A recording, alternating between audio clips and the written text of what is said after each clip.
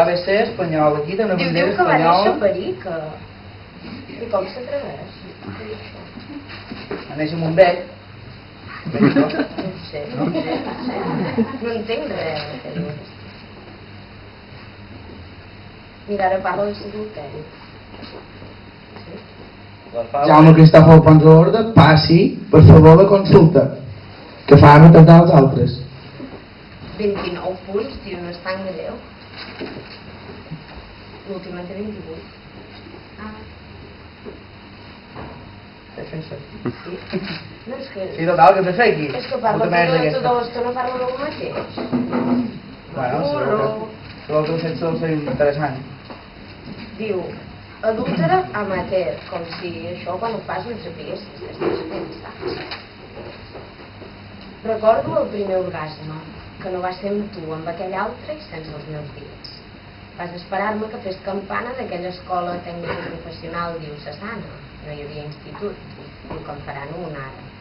I en aquell cotxe blanc, no la diré, però recordo la marca i això que a mi els cotxes ni em venen ni em van, em vaig anar enfilant, espantada, pel seient tapissat de cremades aparcat damunt una estora no de molsa, de restes de sexe, escampades, i amb taques de la primera manteva o de l'amo primer, el capellà, fins a tocar aquell cel, l'únic paradís real, i el sostre, empesa per les esperonades d'una llengua flageladora i roent.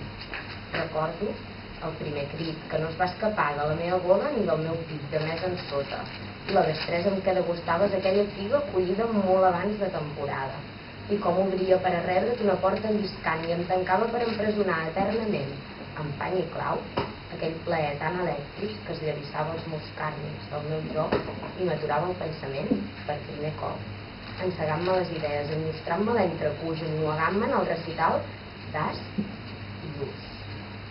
Ara somio des de llavors i faig gimnàstica per l'elasticitat del cos, en tocar aquell cel un altre cop, de més a prop, però sense tu, només amb tu. Saps la paraula? Què te falta? Escolta, tu ets aquell que han cridat ara? Ets un fill de puta que arribes i ja t'agafen? Vinga, vés a consulta.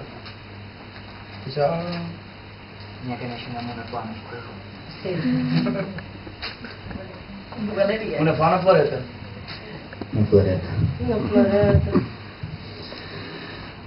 LSD, que comença amb una cita de Pere Sant Pol, pronunciada en el Parlament, i que va dir així més o menys en el seu moment, va dir: això l'escolto!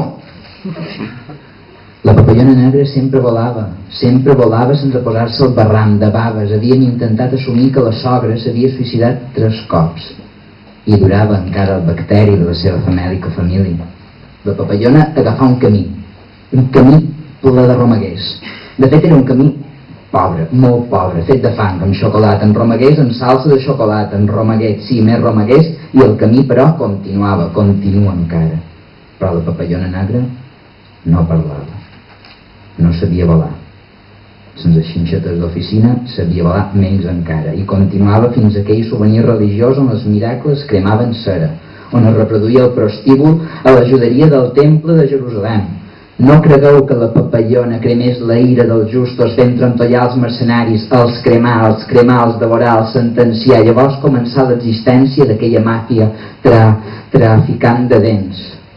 Totes les botigues, totes menys una, ensangonaven de nit els llums de les patanes que els sants de guix portaven, potser encara, i el camí ens du a l'infinit. I per cert, una papallona que fica una persona dins un poema ha de ser escorxada, i viceversa. Això